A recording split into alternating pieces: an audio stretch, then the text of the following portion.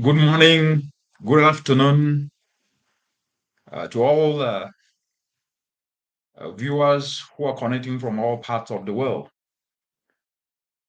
The discussion that we are going to have today is going to be motivational talks around how we can inspire people to take action to implement climate change solutions in a way that can empower community and create socio-economic opportunities, especially for the young people.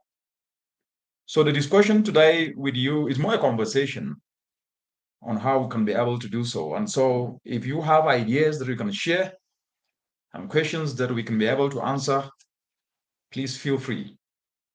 But before we get into that, this is my opening chapeau. We are no strangers uh, to the changing climate. We are seeing the impacts affecting millions of people across the world, from cyclones hitting southern Africa in 2019, where we saw Cyclone Idai and Kenneth inflicting pain on millions of people, causing fatalities over 600 and destroying property worth over 3 billion US dollars, to the droughts in the Horn of Africa and to the Sahel.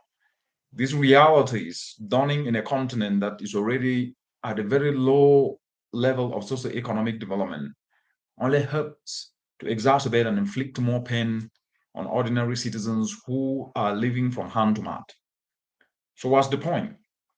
These realities culminating in the latest Intergovernmental Panel on Climate Change report that was released just a month ago points to the fact that Africa, which is already warming faster than the entire globe, the changing impacts that we are seeing will only be exacerbated, will only increase, will only inflict more pain.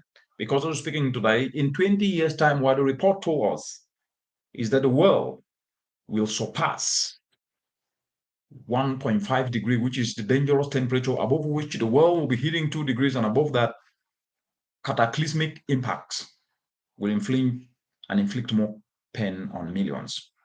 So that is where we are. And so the question now is, how can we engage the whole of society to be able to move forward?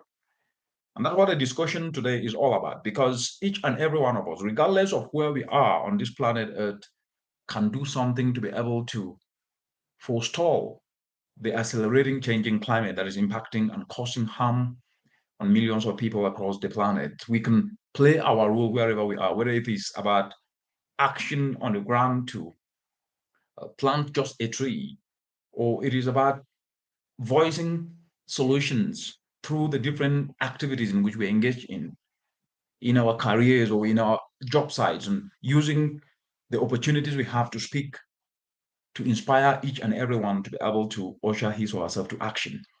Those simple actions do matter. And so today, the motivation to inspire others to take climate action must become a sole responsibility of each and every one of us. And so I'm calling on each and every one of you to become part and parcel of this discussion.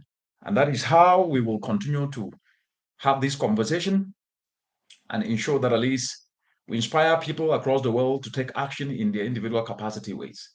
There is no absence of policy. Policy, if you take Africa, for example, over 53 of the 54 countries have ratified the Paris Climate Change Agreement, and each of these countries have an energy policy, what we call feed-in tariff, so a climate-smart agriculture policy. So policy is not the problem. The problem is in one word: implementation, implementation, implementation.